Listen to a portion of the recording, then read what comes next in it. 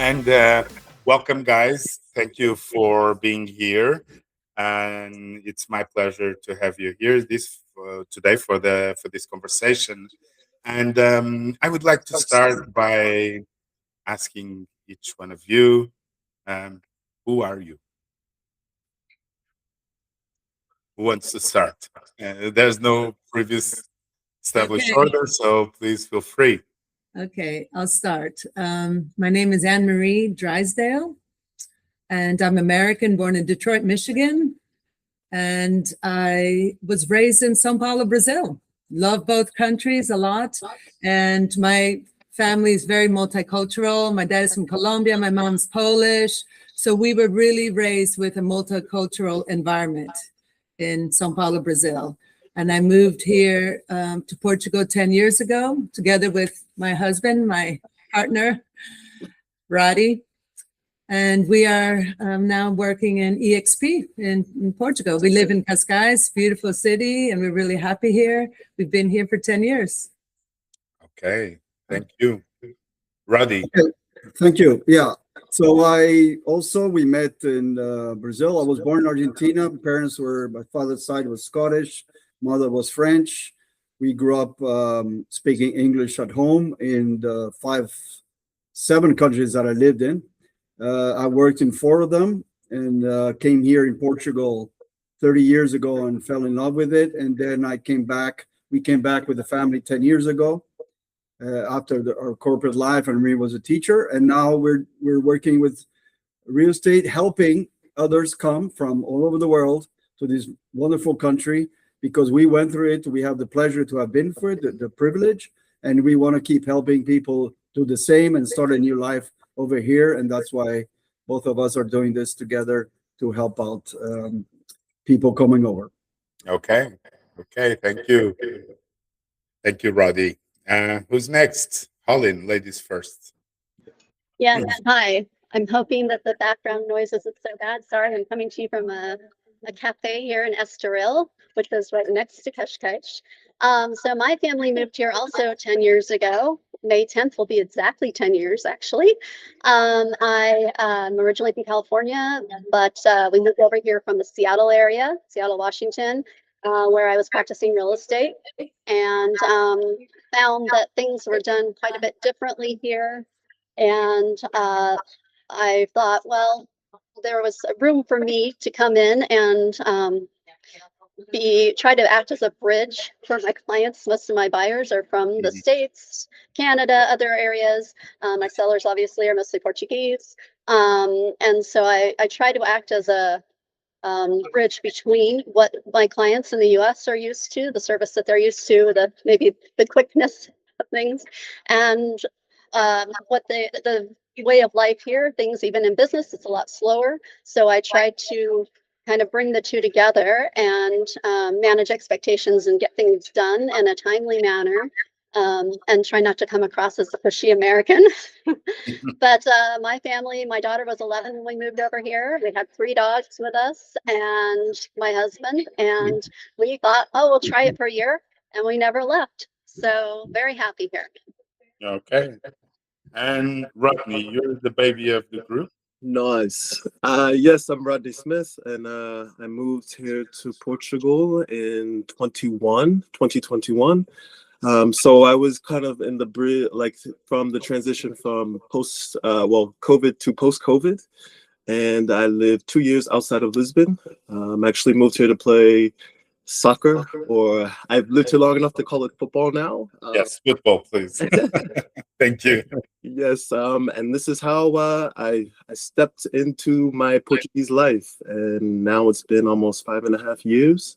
And I'm new to real estate, but I love, I think my experience from growing up in the States and then moving here in my mid-20s was a great experience, and I think I can help others kind of do the same thing now I'm in the business.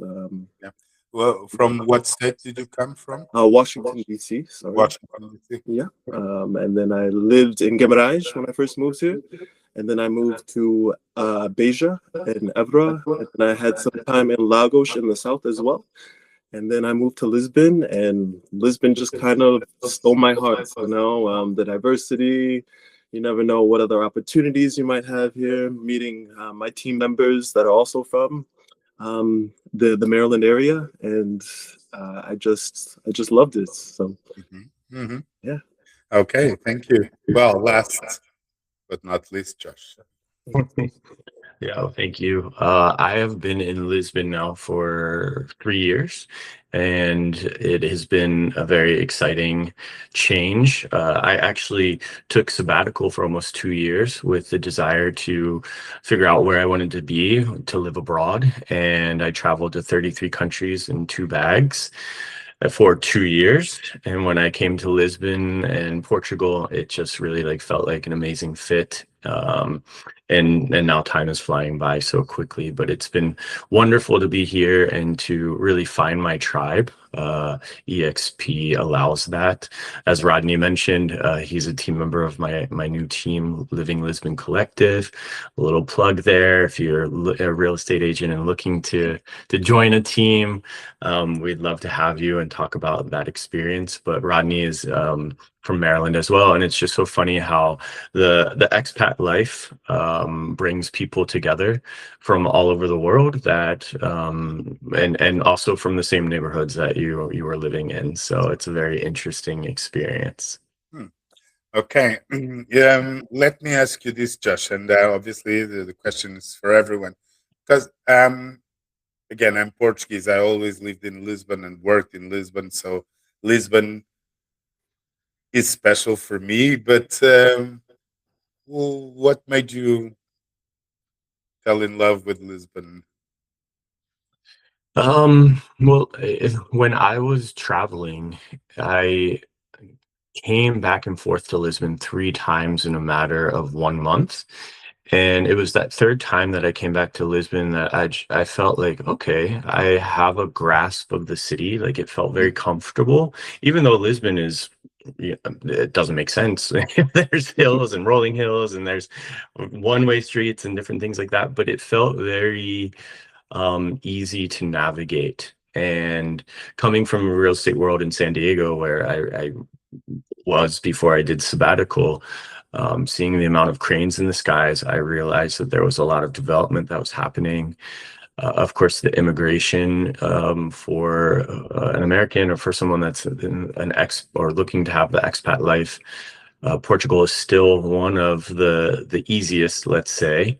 Of course, things are changing, but also I would say, like, it felt right. I was here in September. The weather was perfect. The beaches were great. And the energy of Lisbon specifically just, it was alive. And now I told myself I was going to give myself a year, and now I really don't see myself anywhere else. And I looked at a few different places. I had chats with immigration attorneys in Cambodia, in the Netherlands, in Spain, in Greece, and then of course Portugal, but Portugal won.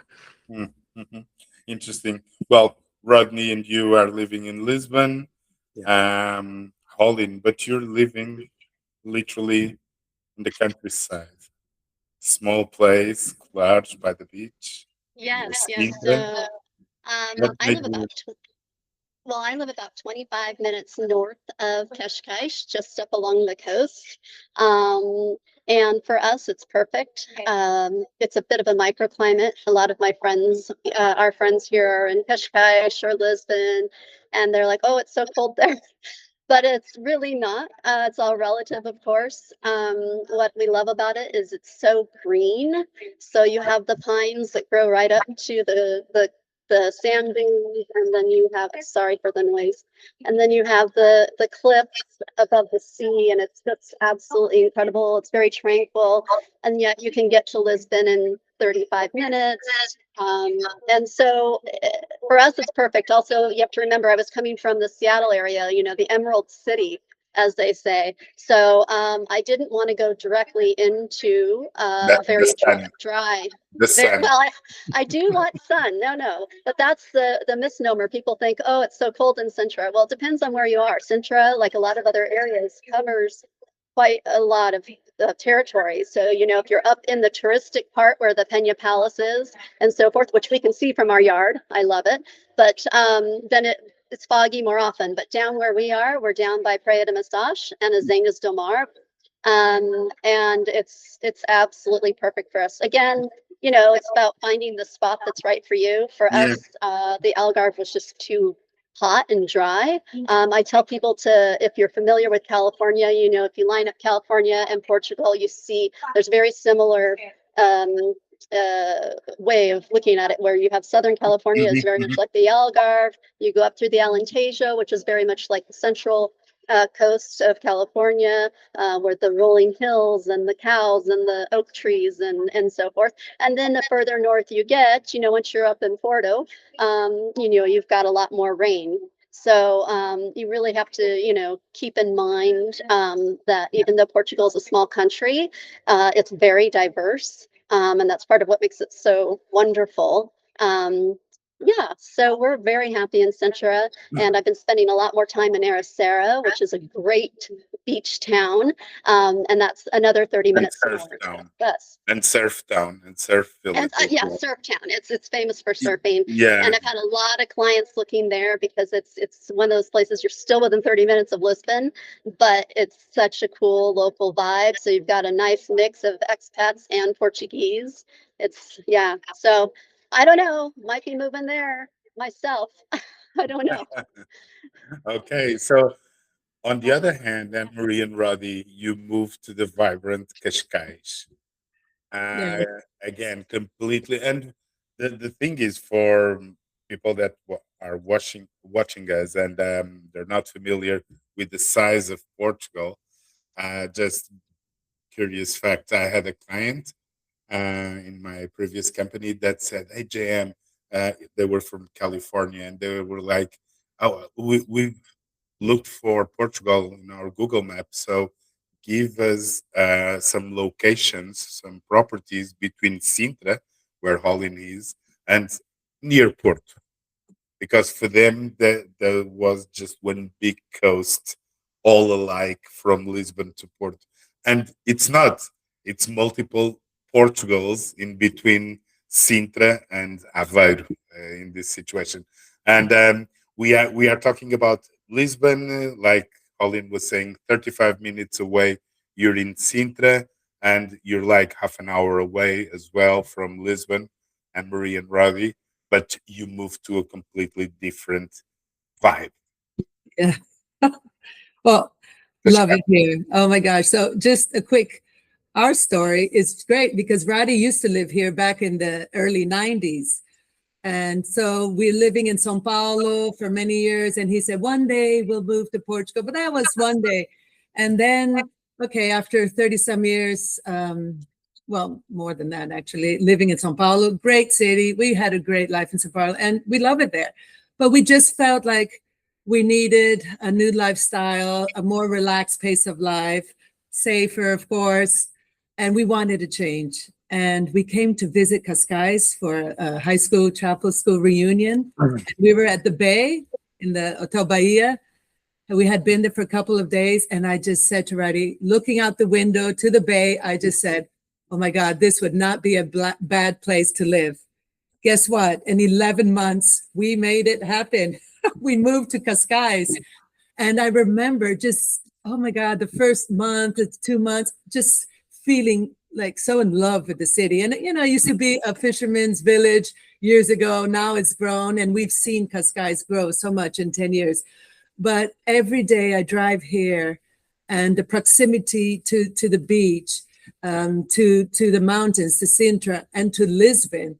I mean, just that blend, it makes it so special. And I'm still so passionate about being here, just like how I was 10 years ago when I moved here.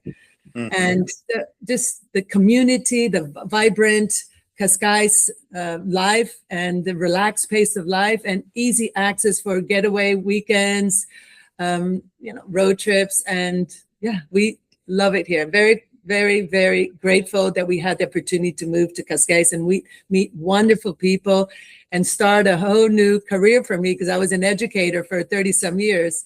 So now working with real estate, having the opportunity to be in such a innovative real estate agency. And there's a lot to say about that, but anyway, so love it.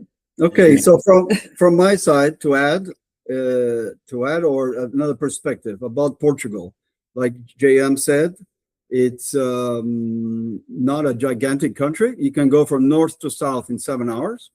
So that's not a gigantic is the understatement of the century. I love it. I love it, Ferdy. Not a gigantic, like tiny. It's just no, yeah. Well, it's actually not so tiny if you compare it to a few other European countries. But the point is the beauty. One of the reasons we came here is not just Cascais. It's not the sun. It's first of all a door into Europe. So I have French nationality, Scottish, blah blah. So we're in a door. We can go to see concerts and events for weekends in Germany, London, Milan, and come back the same weekend. We like Portugal. I lived in Porto, by the way, also in the 90s. So I know Porto is a great town also. We like Algarve to visit, maybe not to live, but we visited there many times. The point is, wherever you choose in Portugal, you're close by to the whole country and also to Spain and the rest. But we also like Cascais or Portugal in itself because of the multicultural background of the expat community. Because we had that expat community in our lives growing up, and we have it here. We knew it existed here, and it's even greater as every year goes by. 10% of the population in Portugal are expats nowadays. So it's got a lot of benefits, of course, and the economy, the peace of mind, the security, the social calmness, and friendliness of the Portuguese. Yes. Let's not forget the Portuguese. The most important is how welcoming they are, how friendly, how most of them speak English compared to other countries. So it's got so many benefits, but that's why we love it here too, because we feel part of our cultural. It's a cultural connect also that we have here.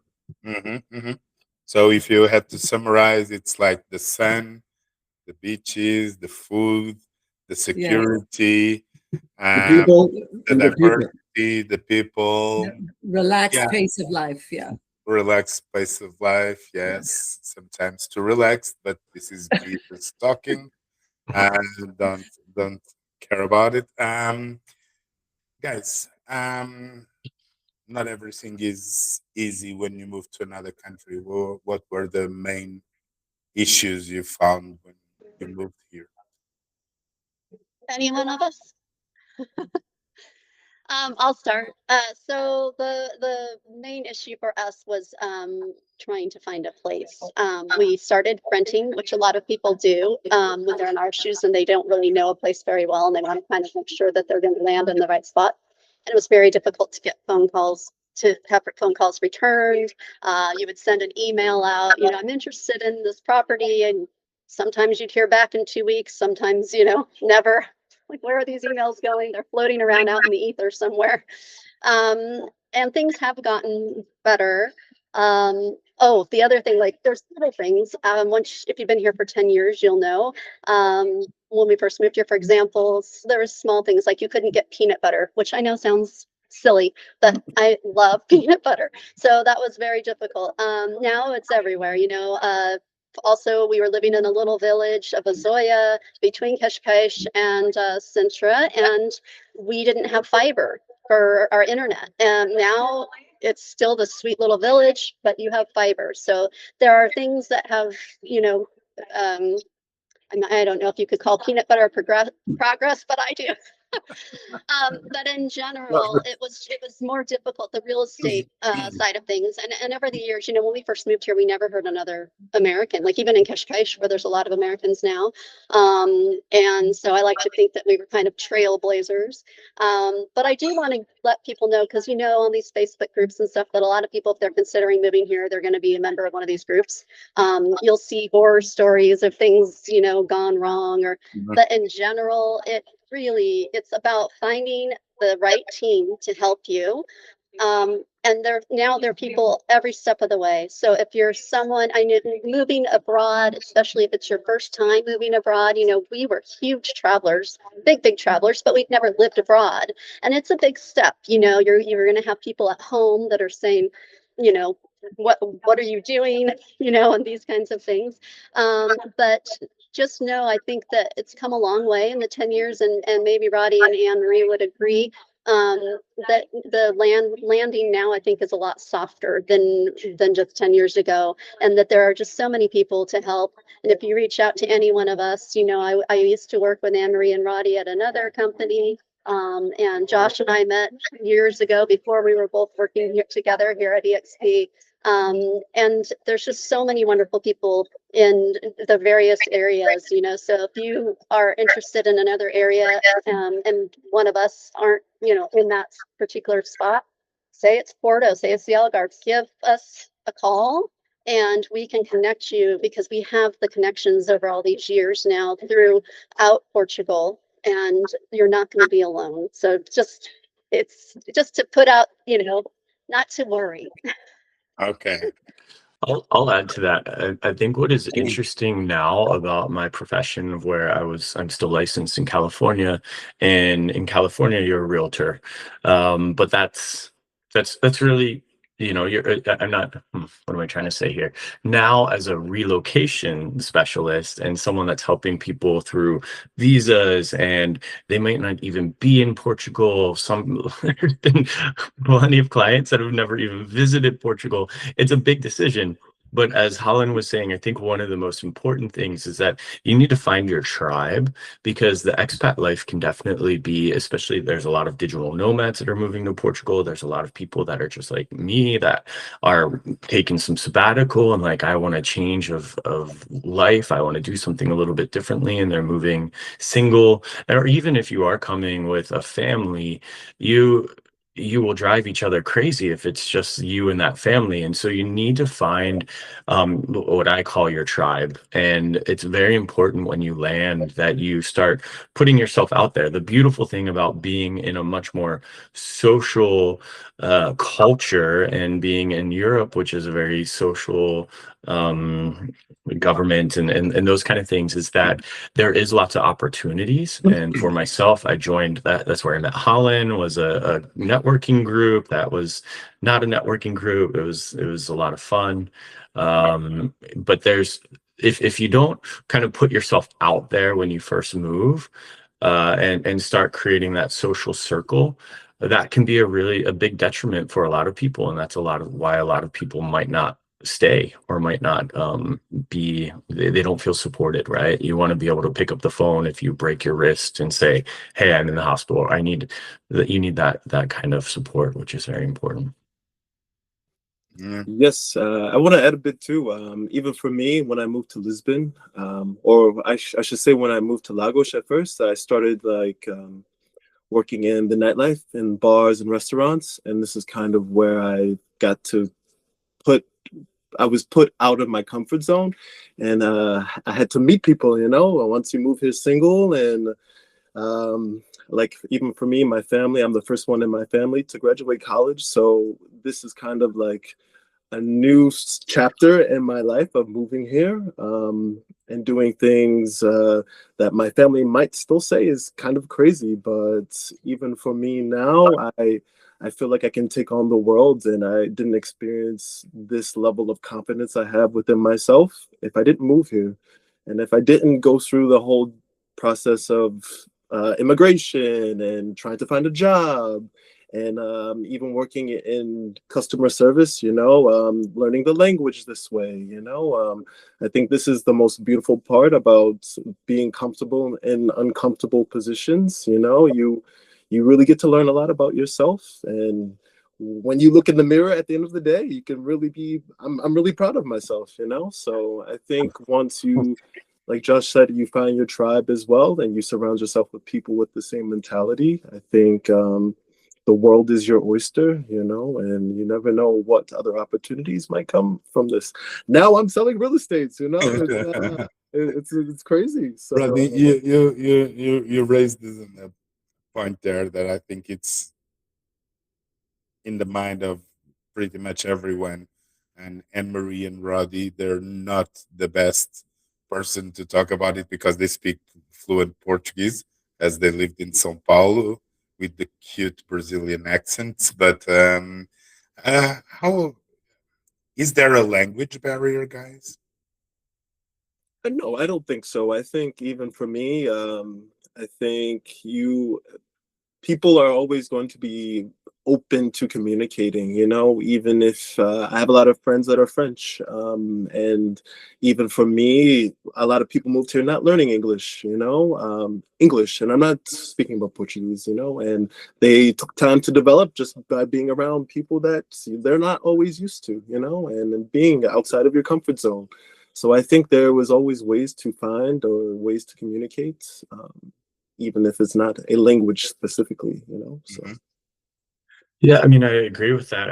I go to my boot camp class or my spin class, and everything is taught in English. And I'm not saying that that is like right per se, but the integration of moving here, that was one of the reasons that I was, when I came, I was like, okay, I can get around pretty easily. And I think that there's a lot of people, oh, what if you have to drive a car? And it, it's it's the same. It's the same experience, It's the you the so that's like the part of the language, right? But there's this common of what we do as humans that are pretty much the same. And so of course, I want to learn the language. It's difficult when I go to my yoga class or I go to the coffee shop and everything is in English. Um, and but yeah, I'm gonna leave it with that. Well, I'm going to chime in here because I actually did pass the government test. Let's see, 3.5 years ago. In order, you don't have to take the test, but if you want to become a citizen, which my family does, so I took the test, and I always tell people I don't want to brag, but I got sufficient, which the lowest. But hey, I passed. And my husband did not. I don't like to throw him under the bus. He didn't have as much time to prepare anyhow. So, but now what happens, at least at this point in time, is I applied, and then once I am approved, you can do family reunification. So they don't have to take the test. And and again, this might change, but from what I understand, also that would also go to my parents. If my mom wanted to move over here, she doesn't have to take the test to apply for citizenship because she can do family reunification through me, which is fantastic.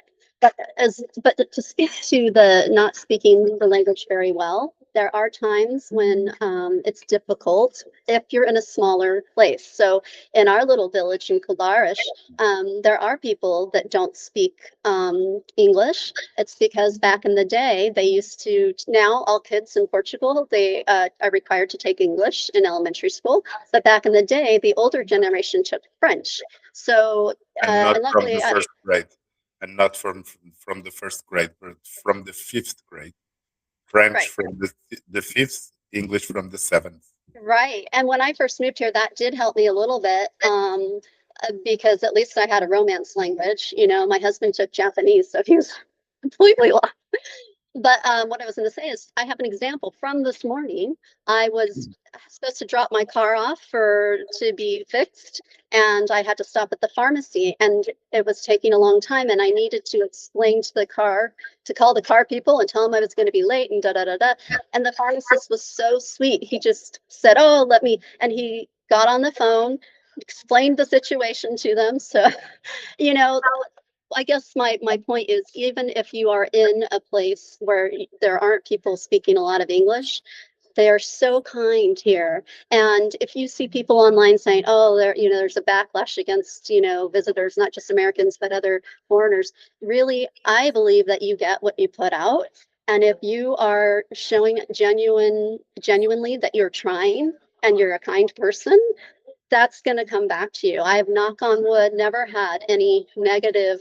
Well, okay, there have been a couple driving incidents, but road rage is worldwide. But I mean, in general, people are just really warm and ready to help. So if you're worried about the language, another thing I have clients ask about is there are government classes that are free, so you can go and they will test you along the way.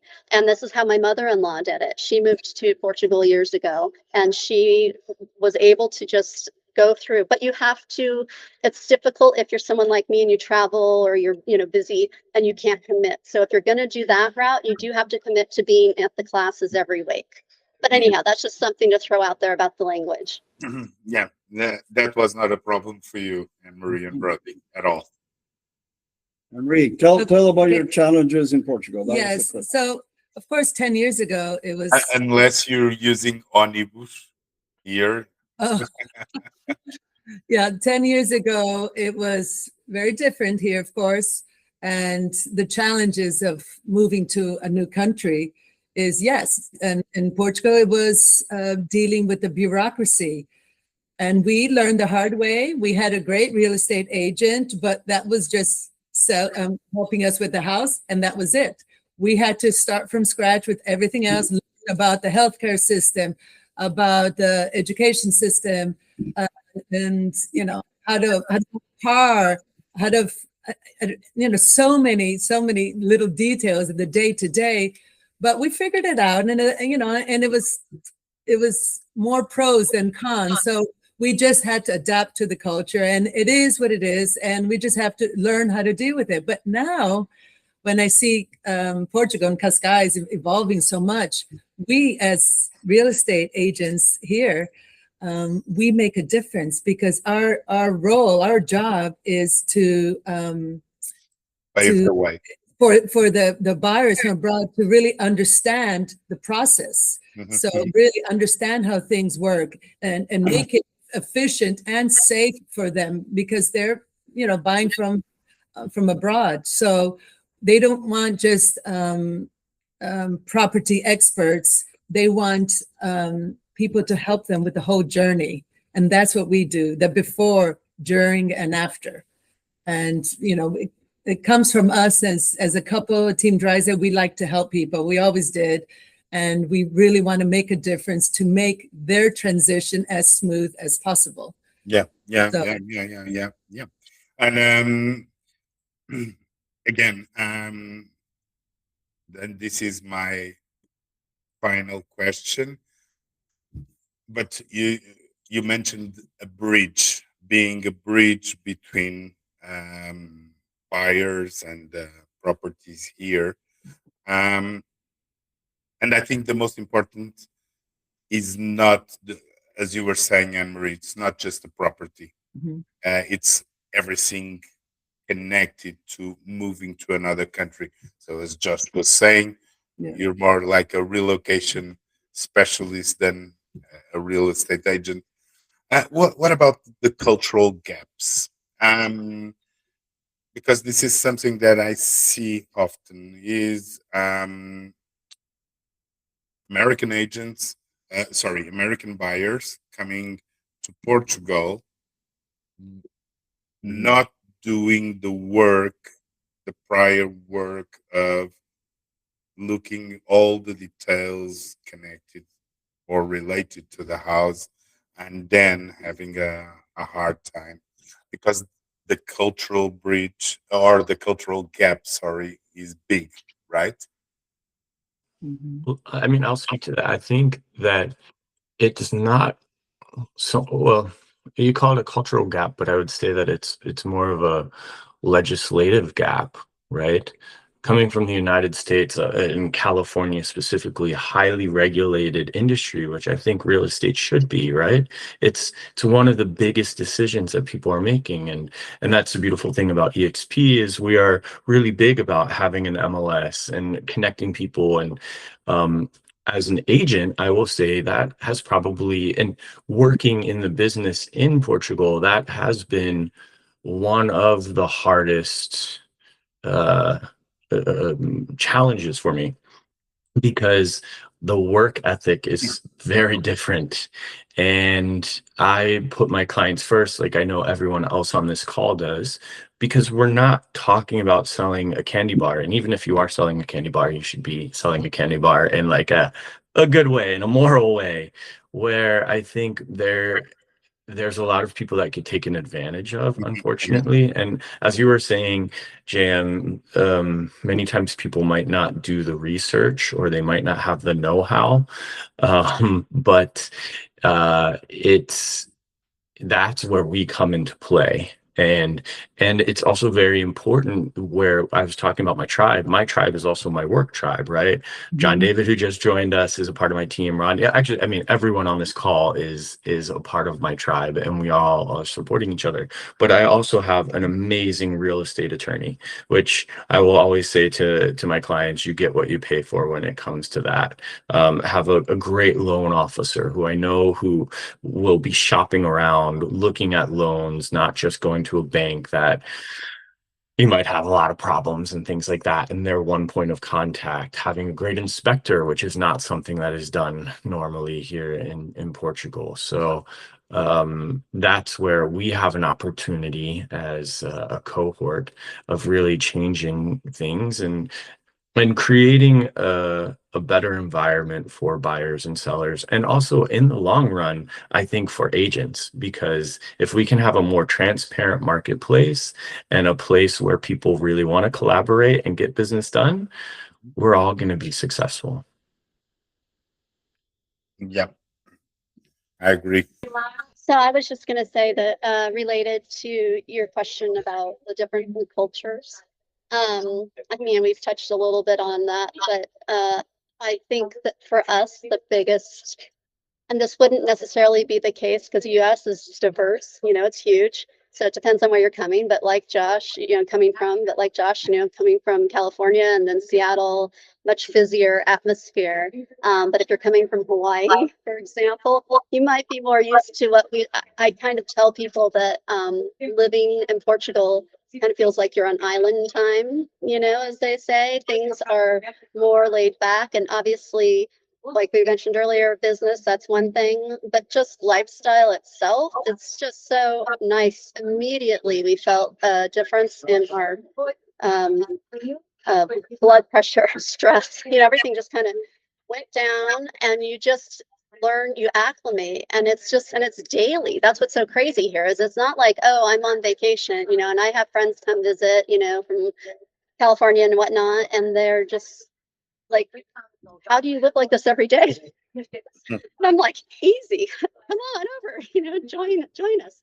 So I think for me, because JM, you used the term cultural gap, but really I think it's just more the lifestyle, and it depends on where you're coming from. If you're coming from New York City, you know, and then you're moving into Lisbon, even though Lisbon is the biggest city here, it's a very different vibe, and you know, it's very laid back.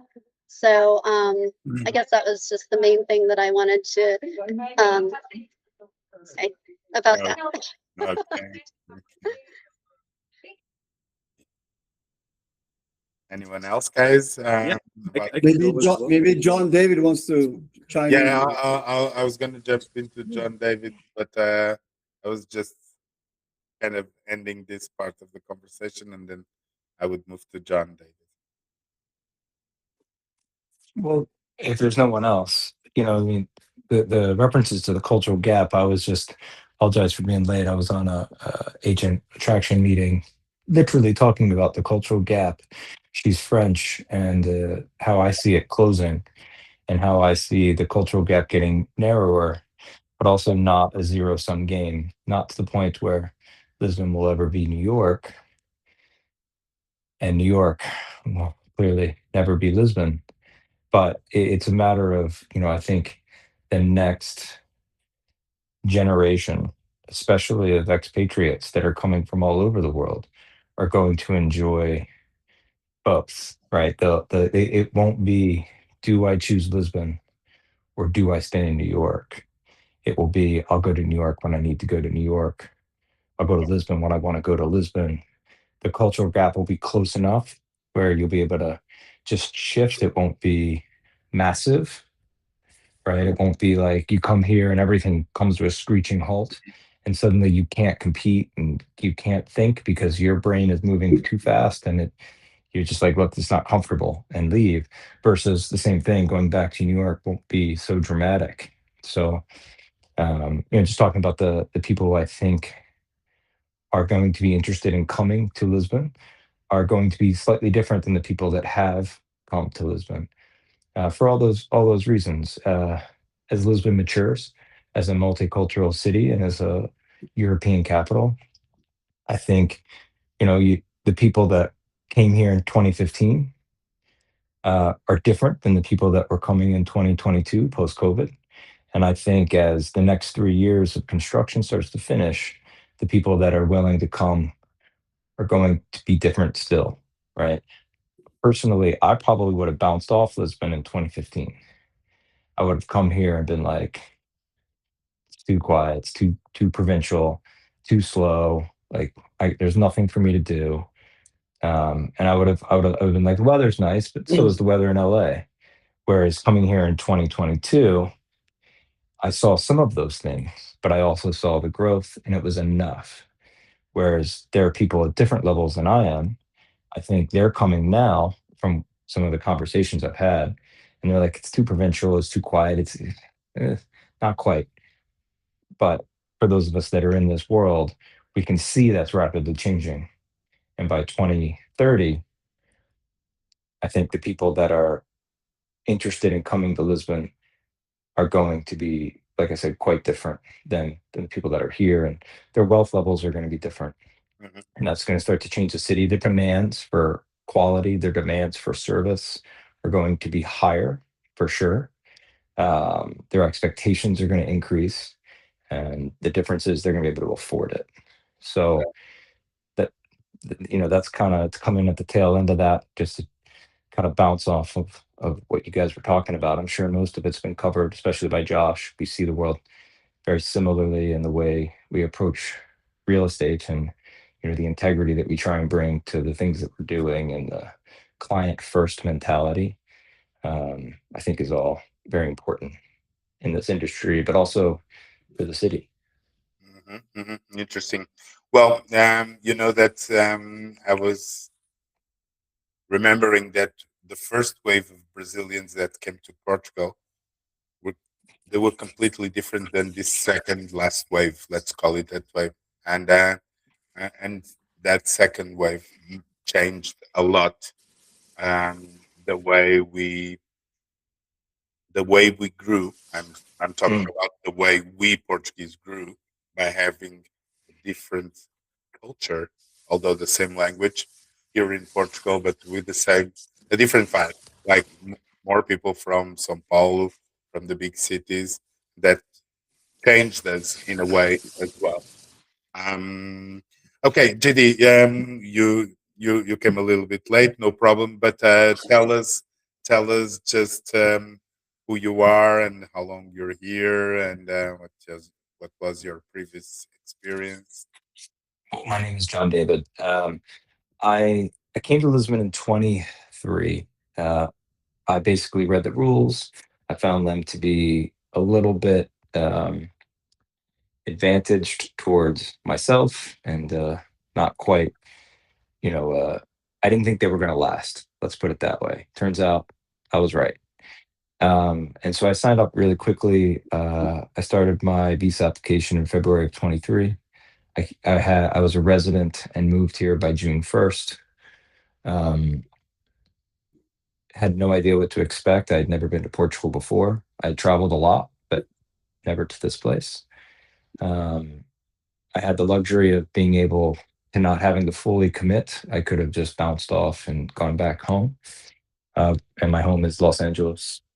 And I never once had this thought that I had made a mistake. It was, really lovely from the beginning.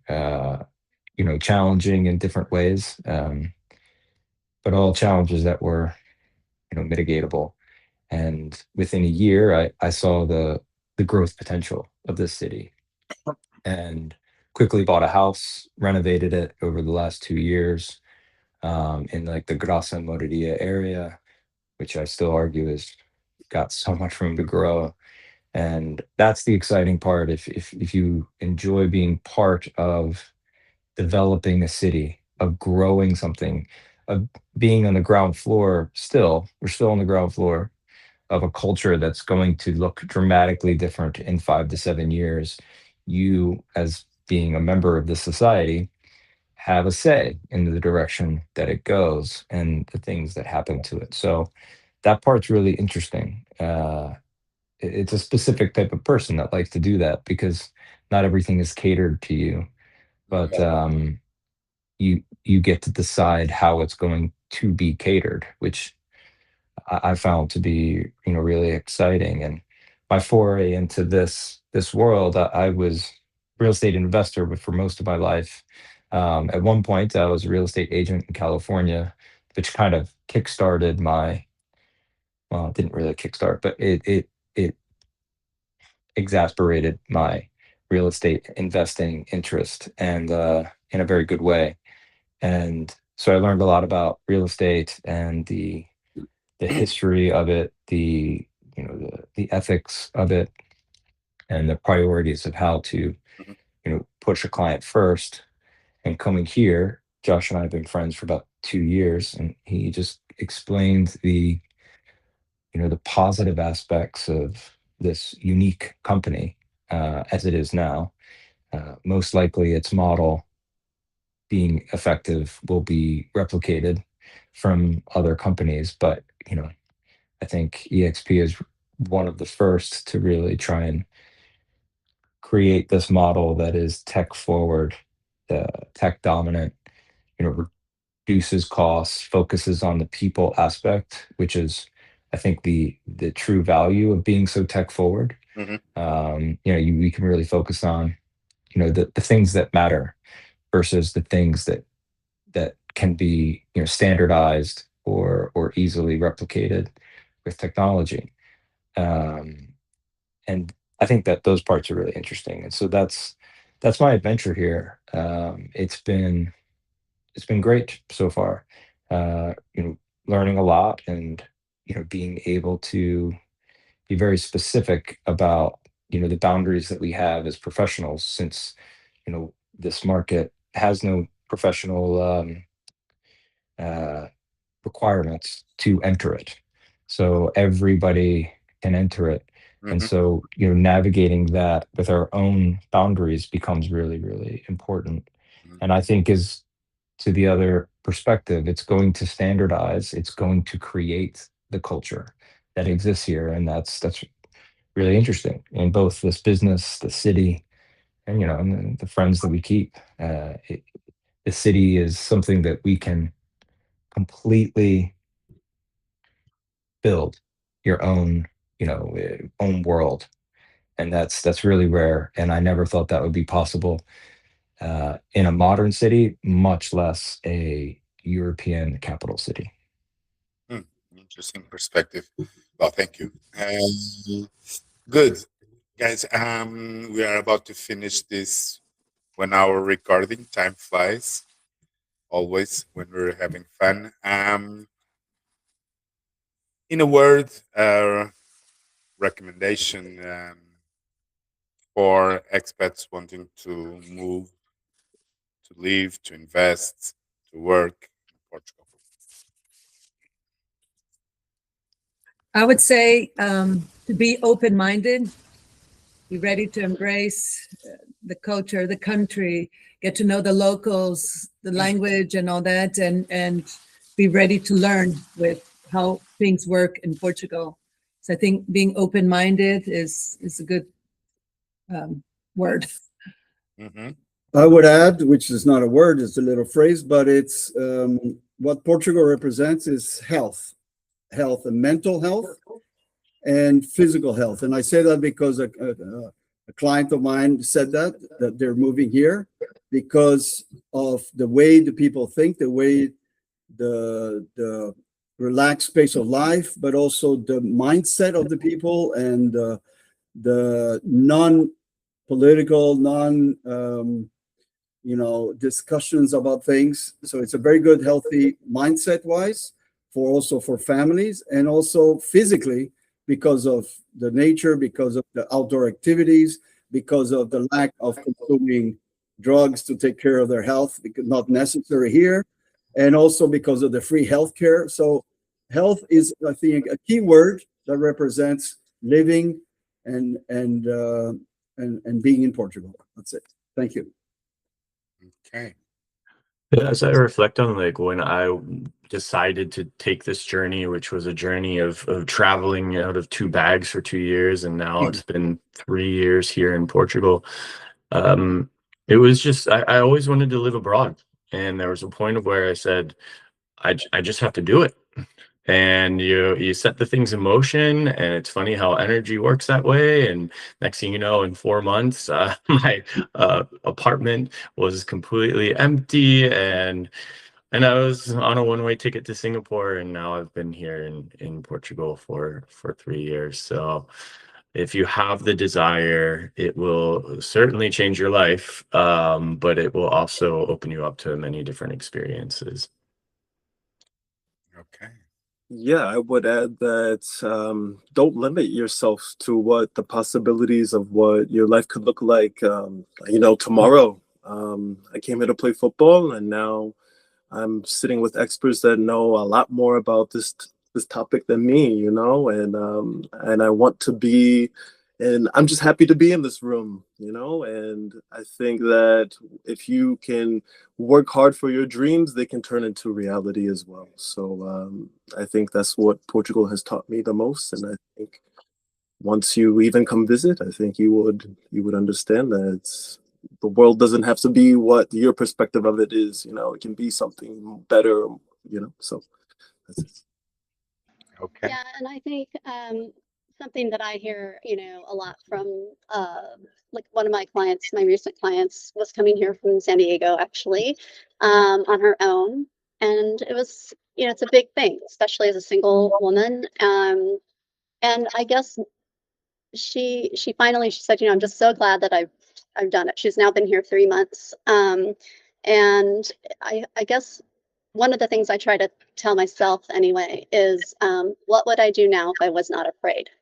So if you feel like this pull is, and that you really want to, you don't have to move here permanently. People would say to us, oh, what if you don't like it? And da da da da da. And it's like, airplanes go both ways, people.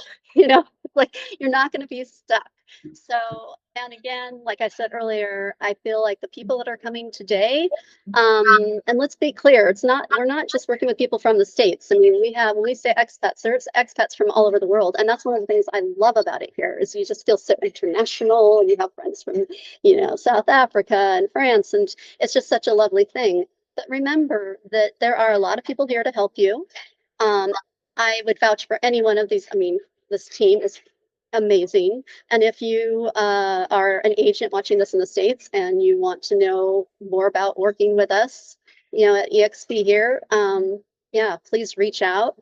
And just remember, you don't have to do it all in one big fell swoop. You can, because that's when things look daunting and overwhelming. Just sit back, take it a step at a time.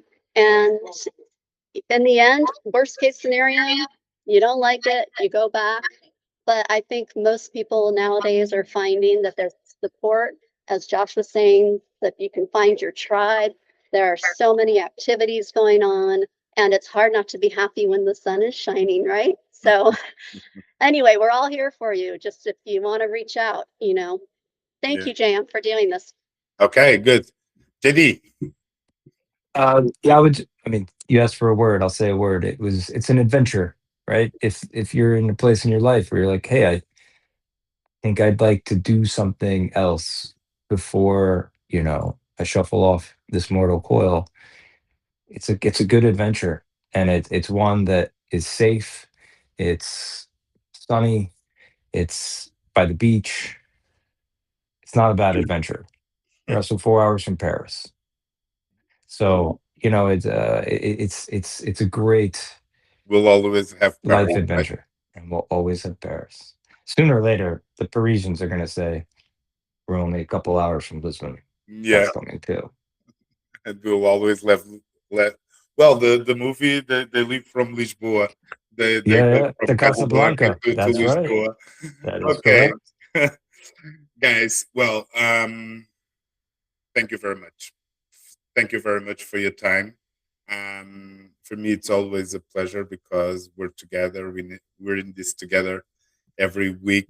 But this was a very interesting conversation. Your boots on the ground. That's something that the other side